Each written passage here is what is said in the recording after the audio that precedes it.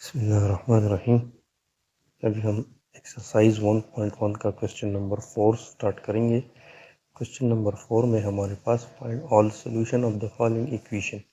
हमें ये 4 क्वेश्चन दिए हुए हैं, 4 इक्वेशन दिए हुए हैं, एक हमने सॉल्यूशन फाइंड करना है। तो इसमें यह नहीं लिखा हुआ है कि ये फैक्टराइजेशन से फाइंड करें या क्वाड्रेटिक फार्मूला से या कंप्लीटिंग स्क्वायर मेथड से। तो इसमें हम जो हमें इजी लगे हम वो यूज़ करेंगे। क्वेश्चन नंबर 4 है ये एक्सरसाइज 1.1 का। इसमें फर्स्ट वाला जो इक्वेशन है वो है T square minus 8t plus 7 equals to 0। ये इक्वेशन हमें दिया हुआ है, इसकी हमने सॉल्यूशन फाइंड करनी है। तो जो मेथड आपको इजी लगे उससे आप कर सकते हैं। ये वाला तो इजीली फैक्टराइजेशन पे हो सकता है। इससे आगे 1 है और इधर 7 है, तो 1 और 7 को अगर हम मल्टीप्लाई करें तो +7 आता है। सेंटर में है -8।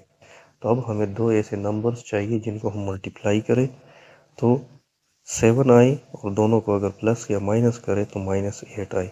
तो ये है हमारे पास -1 और -7। इनको अगर हम मल्टीप्लाई करें तो इन दोनों को अगर हम मल्टीप्लाई करें तो +7 आता है, इन दोनों को अगर हम प्लस करें तो -8 आता है। तो इस -8t को हम इन टर्म्स ऑफ -1 और -7t एक्सपेंड करेंगे। तो इसको हम लिख सकते हैं T square minus T -7t +7 last वाला अपनी जगह पे आ जाएगा। अब इन दोनों को अगर हम देखें तो वापस इससे 8t ही बनता है। तो हमारे गिवन क्वेश्चन पे कोई फ़र्क नहीं पड़ा है। ये स्टार्ट वाले दो से हम अलग कॉमन लेंगे। इन दोनों में से t कॉमन है, t हमने कॉमन ले लिया तो ये t -1 बच जाएगा। इन दोनों में हम कॉमन लेते हैं -7 को, तो ये हो जाएगा t -7। माइनस और माइनस मल्टीप्लाई होके प्लस आता है, तो ये 1 हो जाएगा, सॉरी ये 1। तो t -1 अब अगेन कॉमन है इन दोनों में से। t -1 को हमने अगेन कॉमन ले लिया, बाकी बच गया t -7 इक्वल्स टू 0। अब दो टर्म है, दोनों मल्टीप्लाई हुए हैं और रिजल्ट इससे 0 आया है। तो इसको भी हम 0 के इक्वल कर सकते हैं, या t -7 को भी 0 के इक्वल कर सकते हैं। इधर t की वैल्यू आ जाएगी, ये 1 को इस साइड पे शिफ्ट करते हैं तो ये 1 पॉजिटिव हो जाएगा। इसी तरह इस -7 को अगर उधर हम शिफ्ट करें तो ये +7 बन जाएगा। तो इस जो हमें इक्वेशन गिवन था इसका सॉल्यूशन सेट है हमारे पास 1 और 7। ये था हमारे पास पार्ट क्वेश्चन नंबर 4 का पार्ट नंबर 1। अब है हमारे पास सेकंड पार्ट। सेकंड पार्ट है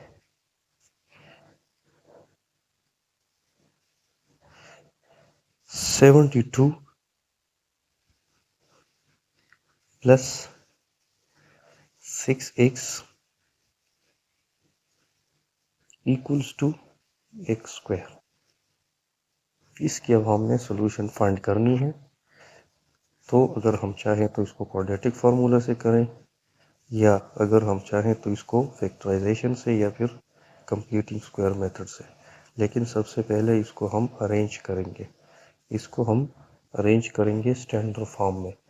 तो इस एक्स स्क्वायर को अगर मैं इस साइड पे शिफ्ट करूँ या इन दोनों को उस साइड पे शिफ्ट करूँ तो ये क्या बन जाएगा, एक्स स्क्वायर -72 प्लस -6x। क्योंकि ये दोनों उस साइड पे शिफ्ट हो गए तो दोनों का साइन चेंज हो गया, पॉजिटिव से नेगेटिव हो गया। अब इसको अगर हम देखें तो ये भी फैक्टराइजेशन से इजीली हो सकता है। फैक्टराइजेशन से कैसे हम कर सकते हैं, इधर है 1 और इधर है -6, तो 1 और -6 मल्टीप्लाई होके आता है इससे -6। नहीं सॉरी, इसको हम पहले स्टैंडर्ड फॉर्म में अरेंज करते हैं। तो ये x को हम सेंटर में लाएंगे तो ये क्या हो जाएगा, x square -6x -72 equals to 0। तो अब है हमारे पास 1 और -72 को अगर हम मल्टीप्लाई करें तो इससे रिजल्ट क्या आएगा। 1 और -72 को अगर हम मल्टीप्लाई करें तो इससे रिजल्ट आता है -72 और सेंटर में हमें दिया हुआ है -6। अब हमें दो ऐसे नंबर्स चाहिए जिनको हम मल्टीप्लाई करें तो रिजल्ट -72 आ जाए, और अगर दोनों को प्लस या माइनस करें तो आना चाहिए इससे -6। तो अगर हम देखें, हम अगर 6 और -12 को मल्टीप्लाई करें तो इससे आता है -72, और इन दोनों को अगर हम प्लस करें तो इससे रिजल्ट आता है -6। तो इस -6x को हम इन टर्म्स ऑफ -12 और +6 लिख लेंगे। तो ये हो जाएगा हमारे पास x² + 6x -12x, और ये -72 अपनी जगह पे इक्वल्स टू 0। अब स्टार्ट वाले दो से अलग कॉमन लेंगे, लास्ट वालों से अलग कॉमन लेंगे। तो ये है इनमें कॉमन है x, इससे हम x कॉमन लेते हैं तो ये बन जाएगा x + 6। इधर सबसे पहले तो माइनस साइन है, फिर 12, तो 12 कॉमन लिया हुआ है हमने, तो ये बन जाएगा x + 72 को अगर 12 पे डिवाइड करें तो 6 आता है इक्वल्स टू 0। अब x + 6 इसमें अगेन कॉमन है, तो x + 6 को हम अगेन कॉमन ले लेते हैं। बाकी है हमारे पास x - 12 इक्वल्स टू 0। अब दो टर्म से दोनों मल्टीप्लाई होकर रिजल्ट 0 आया है, तो एक को भी हम 0 के इक्वल कर लेंगे और दूसरे को भी 0 के इक्वल कर देंगे। तो इधर x का रिजल्ट आएगा हमारे पास -6, दूसरे से आएगा x इक्वल्स टू +12। तो इसका सलूशन सेट हमारे पास बनता है -6 और +12। ये था हमारे पास पार्ट नंबर 2 एक्सरसाइज 1.1 के क्वेश्चन नंबर 4 में पार्ट नंबर 2। नेक्स्ट है हमारे पास पार्ट नंबर 3। पार्ट नंबर 3 में हमें गिवन है r² + 4r + 1 इक्वल्स टू 0। अब इस क्वेश्चन को अगर हम देखें तो फैक्टराइजेशन से ये मुमकिन ही नहीं है। इसी तरह ये कंप्लीटिंग स्क्वायर से भी मुमकिन नहीं है, क्योंकि इधर 1 है, 1 और 1 को हम मल्टीप्लाई करें तो 1 आता है, सेंटर में 4 है। तो ऐसे कोई दो नंबर नहीं है जिनको हम मल्टीप्लाई करें तो रिजल्ट 1 आए, और इन दोनों को हम प्लस या माइनस करें तो +4 आए। तो ये फैक्टराइजेशन से मुमकिन नहीं है। इसी तरह ये कंप्लीटिंग स्क्वायर मेथड से भी मुमकिन नहीं है। तो एंड रिजल्ट जो इक्वेशंस फैक्टराइजेशन और कंप्लीटिंग स्क्वायर मेथड से सॉल्व नहीं होते, जो क्वाड्रेटिक इक्वेशन इन दोनों से सॉल्व नहीं होते, वो क्वाड्रेटिक फार्मूला से ही सॉल्व होते हैं। तो इसको हम ट्राई करेंगे by quadratic formula, by quadratic formula.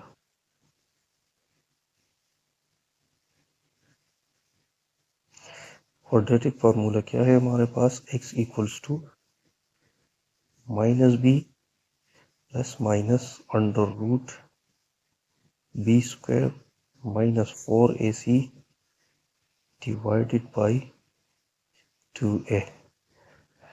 Given equation में हमारे पास a की वैल्यू है 1, b की वैल्यू है 4 और c की वैल्यू है 1।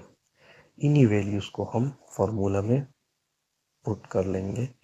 तो क्या बन जाएगा, x इक्वल्स टू -b, तो b की वैल्यू है 4 ± √b², तो ये आ जाएगा 4² -4, a की वैल्यू है 1 और c की वैल्यू भी 1 डिवाइड बाई 2a, a की वैल्यू 1 है। अब इसको सिंप्लीफाई करेंगे, -4 ± √16 - 4 डिवाइड बाई 2। 16 माइनस 4 से आता है 12। तो x equals to -4 plus minus 12 divide by 2। अब 12 का कंप्लीट हमारे पास रूट नहीं निकलता, लेकिन ये 12 इक्वल है हमारे पास 3 इंटू 4 के। 3 इंटू 4, तो 4 का रूट 2 है, तो इसको हम सिंपली लिख सकते हैं 2 अंडर द रूट 3। तो 12 की जगह पे हम लिख लेंगे x equals to -4 plus minus 2 under root 3